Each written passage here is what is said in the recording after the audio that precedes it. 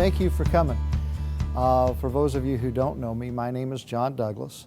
I'm the Director of Safety and Security. I retired from Millville Park Police Department at the end of last April, and I began work here on about the exactly on the 1st of May, 7 days later.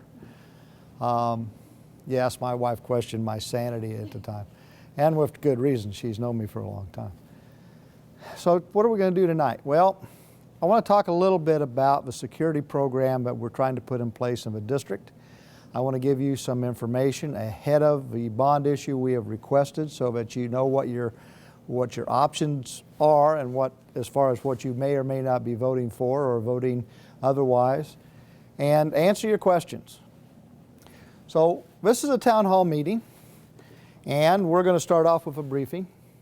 I think maybe part of a reason that the new superintendent reached out to a chief of police, knowing that I was going to retire, was the sentiment a year ago of where we were on security. Newtown, Connecticut was a situation which was not quite a year before that, about a year before that.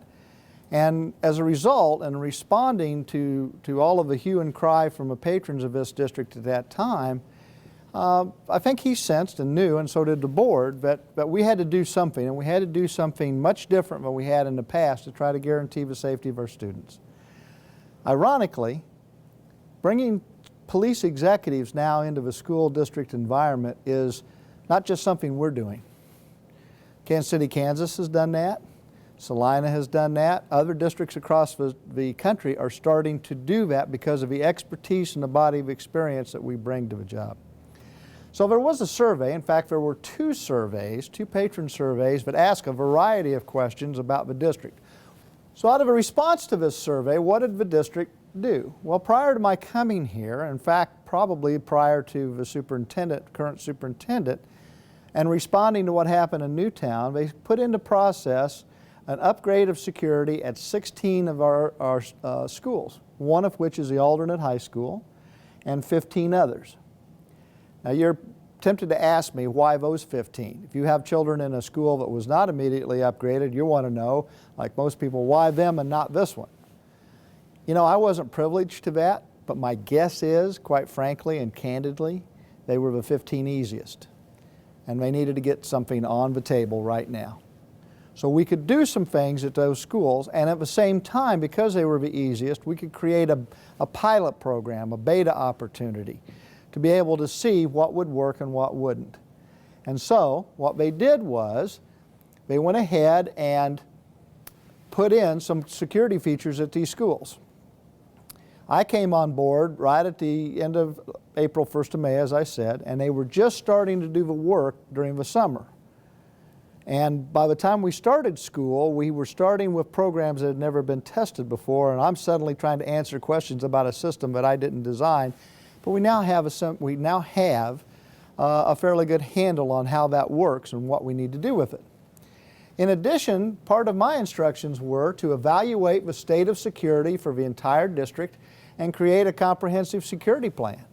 To look throughout the district, which I have done, and try to look at what are the most important things that we need to accomplish to keep the kids safe.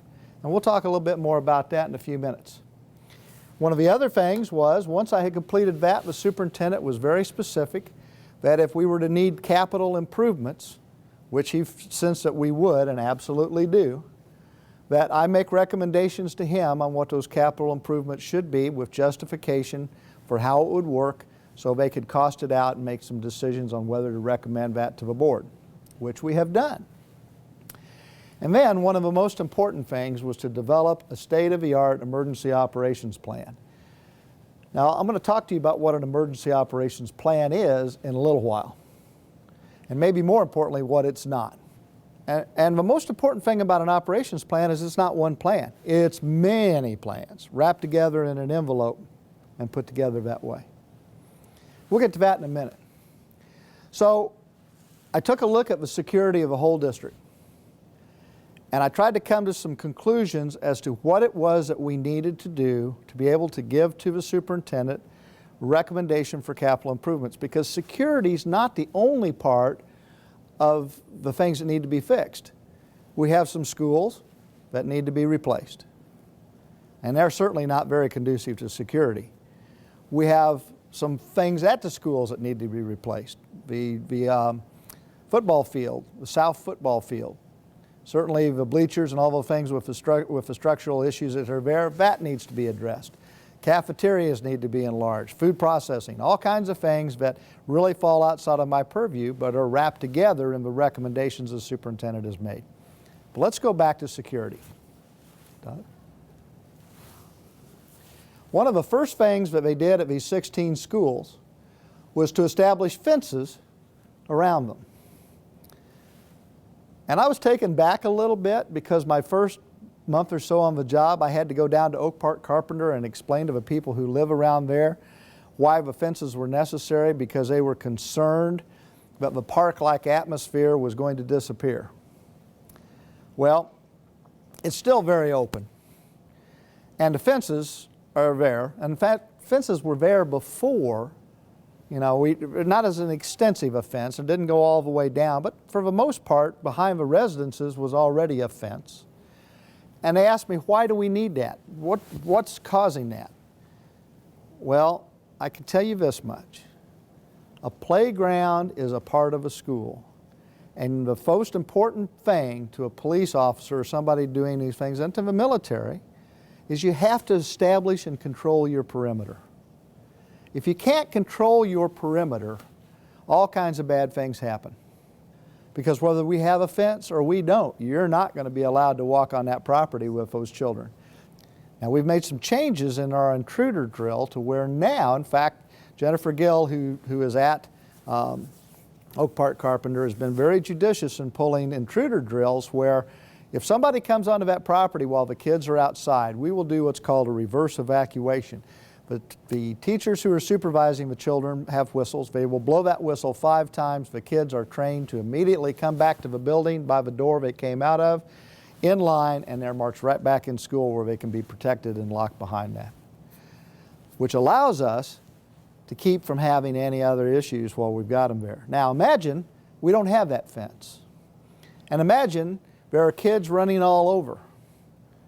And imagine somebody coming into that group.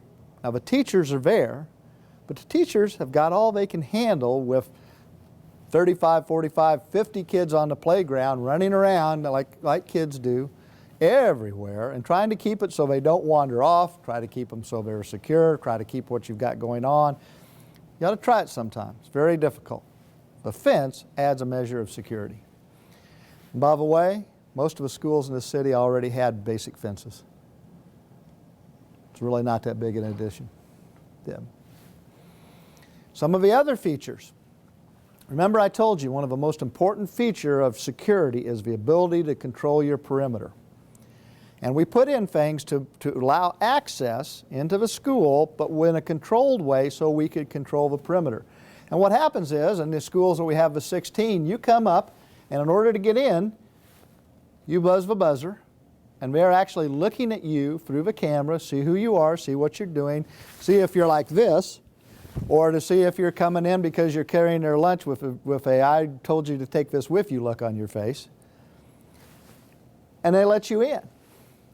But in case they've made a mistake, you can't get very far past this door without getting into controlled access right here.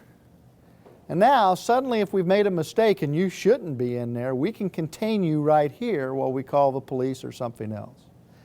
If we let you through this door into the office, then you're in the office. And you can't get to the school proper without being vetted and allowed to go through. One of the features we have purchased after very much debate, and I'll talk about it in a minute, is a Raptor system. You will come in, they will swipe your driver's license.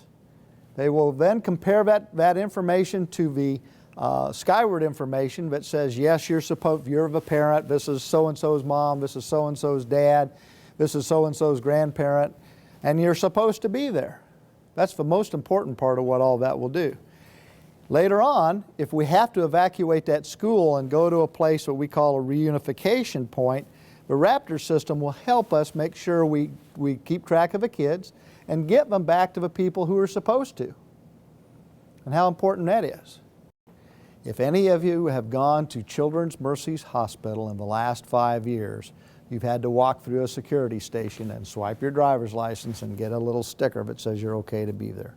This will be nothing more than that. And you'll be able to go forward with it. So we took all of that stuff into consideration. We had money to buy it at the first of the year. We had 4 separate set-down discussions with the superintendent and numerous ones of us, and we finally came to the conclusion it was my recommendation.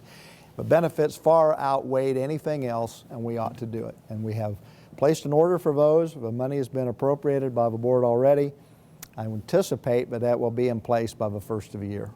We'll be able to do that, add just another measure of security. One of the other features are the camera systems. And I will be painfully blunt. These camera systems we currently have outside the 16 that we have installed right now are antiquated and, for the most part, at different times, not very functional. We are constantly having breakdowns in the old system, and we are not getting out of them what we ought to get out of them. So we need better cameras, and we need the camera system to be replaced.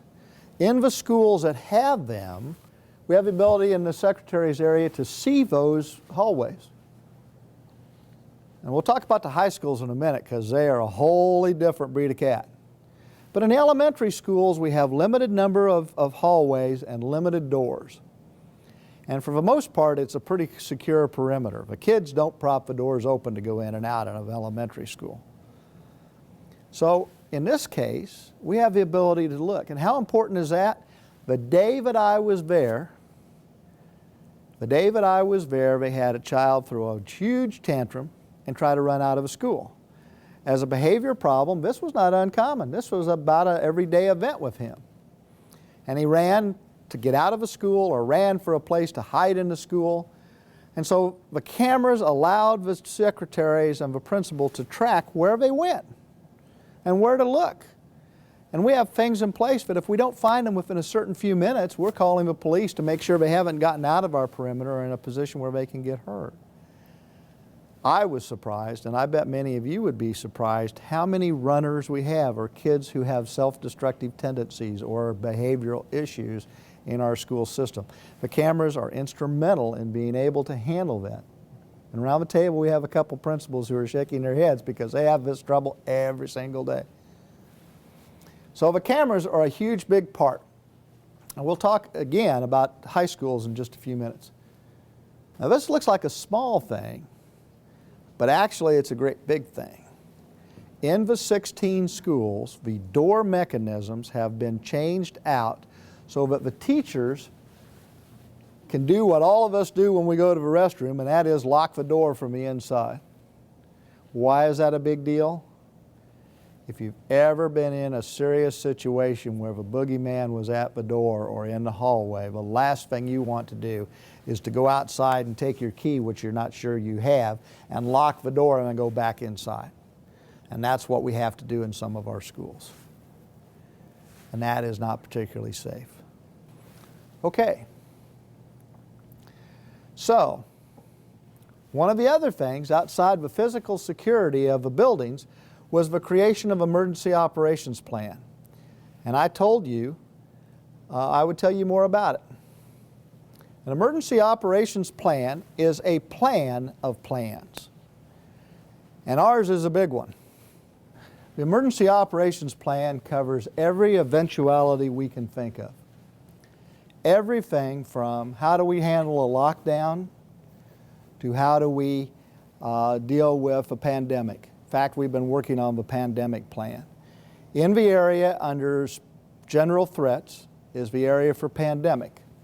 The pandemic planning that we have done so far is about 35 pages, identifying the common pandemic or epidemic things that would occur in a school district, citing research, looking at hyperlinks to take us to detail all that information so our administrators will have it at their fingertips if we have to get in one of these. It has all kinds of information you might not know. Now, not only do we have pandemics, we have all kinds of other things in that plan. We have things like, how do we deal with intruders? That's in there. How do we deal with lockdowns? How do we deal with protest. How do we deal with about 21 different things are in the general analysis section. And in that section, we have developed an app to go on the iPads, which are like the old-fashioned checklists. If this happens, these are the things you need to do. And we're just now starting to roll that out to the principals and the teachers. But the teachers will have it in their hand instead of the old flip charts behind them. They'll have it right on their iPad where they can touch that, boom, it brings up the list, and off they go. And then we come down to the threat analysis. And in the threat analysis, every single school, now I'm going to terrify the teachers, watch out, or the principals, watch closely as their faces turn ashen. In those areas for every single school is a form that came from the Adjutant General's office, which is the best analysis of risk for a school that I've ever seen. Unfortunately, it's 44 pages long of questions to answer, yes or no, but there's still 44 pages of them. Once we have all that data collected, we'll be able to vet it and look at common areas and try to work on areas where we feel we're somewhat weak and be able to look through that. In our plan, we have all the refuge areas.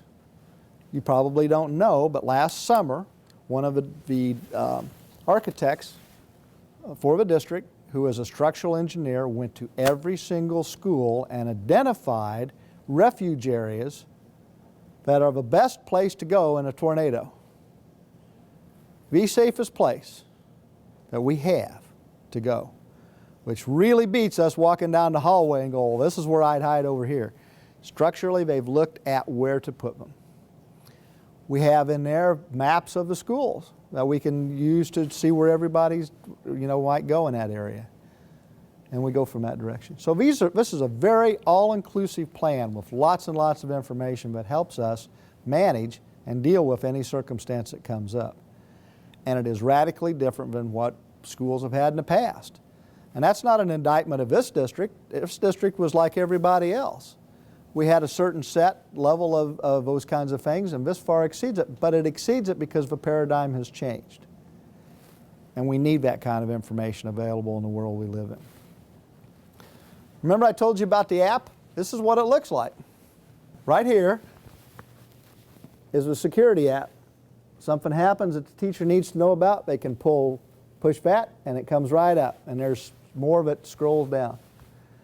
They push that, and they get the checklist and the information. One quick short page. You don't have to go through 2,500 pages of information in the plan or try to find the right spot. It's right there, so they know what to do by taking a look at it. And we're working a few bugs out. For the most part, though, it's working fairly well, and it will be just fine, I think. I'm going to tell you, this was not our idea. I actually was contacted by the flip chart folks who have made these flip charts forever, and they wanted to sell us one for every classroom, like they have in the past. And I said, well, we've got these iPads. Do you have an app for that? Well, yes, we do. And if you buy X number of the flip charts, we'll let you buy the app for another $5,000. And I thought, that's a really cool app. But I went to our IT folks and I said, could we reconstruct this? They said, yeah, it's not really an app, it's a website because it takes your data. And we could make it look like an app, but it's really a website, just like theirs would be. And we put it together for no cost to the district. And we're able to put this part together. Please. Now let's talk about the high schools. We think this is a secure building. We have a high school principal right here. This is not a secure building, is it, Steve? It's a tent. It's a tent because it has so many doors, so many ways out. They have over 45 doors, and every one of our high schools has at least 45 doors. And the reason for that, again, goes back to fire. They're not meant to come in, they're meant to go out. In a fire, it's meant to eliminate people from a building just as fast as you possibly can. But unlike the elementary schools, the high schools, and to a certain extent the middle school, have no compulsion to propping that door open. And we spend a tremendous amount of time and resource trying to find the open doors and close them. And why is that important? A lot of bad things go through those open doors. If you want to talk about how the two in Columbine got all that equipment and all of the bombs and the guns in, they came through prop doors the day before and hid them in the school. When you have prop doors, the doors that could be open, we don't have a huge gang problem right now, but the limited amount of gang problems we do have, if there was something serious enough, could walk right in through the back prop door, find the individual that they wanted to find, and create violence. We have narcotics every day go in and out the doors of this school, and every other high school we have. Sales take place because somebody goes through a prop door, gets to their car where they've got it stashed, and bring it back in. There's not any way to stop that right now. It's not horrible, it's not terrible, it's not an epidemic, but it happens. So how do we secure the perimeter? Remember, I told you from step one, the most important thing we can do from a security standpoint is establish and secure the perimeter. What we're looking to do is put in a new camera system, a new pass card system, and alarms at every single door in the high schools. And when those doors are open and left propped open, it will notify the control center that we want to build in every single high school. Will be staffed by a campus security officer who will watch for open doors, and when the open doors pop up and they say we've got number 53 that's open, they can pull up a camera and see what's coming in or out of that door. And if it's already come in or it's already gone out, they can go back to that camera and they can pull up the legacy information and see who it was that propped the door and what they were doing. And they can dispatch the officer or the SRO in the school to that door to not only close it, but interdict it. And we will be able to go back and discipline the people, staff or student, who's propping up those doors and maintain a better control of those doors. This will also function as our, and I love the word pinch point. It means a whole lot different thing to us than it does your first graders. But this is a controlled access entry point. So when you go into the high school, you will go into an area right past this control station where they will vet you with the same equipment, the Raptor system, like they would in an elementary school, and then know where you're going in that area and can see where you're going once you're inside. Again, this is not a jail. This is what you would expect if you walked into Sprint. We're already to the point where we have, in fact, this week we have hired 4 of the 5 that we're going to need, and we have those people coming on board within the next couple of months, and they will be ready there to staff the facility when it's built at that point in time. We're moving them in now because they're helping us control those hallways and the people who are coming in. Up until now, we've had to have teachers do that. It is a lot more expensive to have teachers do it than the campus security officer, and the most important part is it allows everybody to put the teachers and the instructors back where they need to be, and that's in the classroom, working there as opposed to watching the hallway. And it gives us a much better capability and goes from there. So basically speaking, that's what we're looking to do. Again, you can tell I love movie lines. We're at the point where we have to fund it. And it's like the right stuff. No bucks, no Buck Rogers.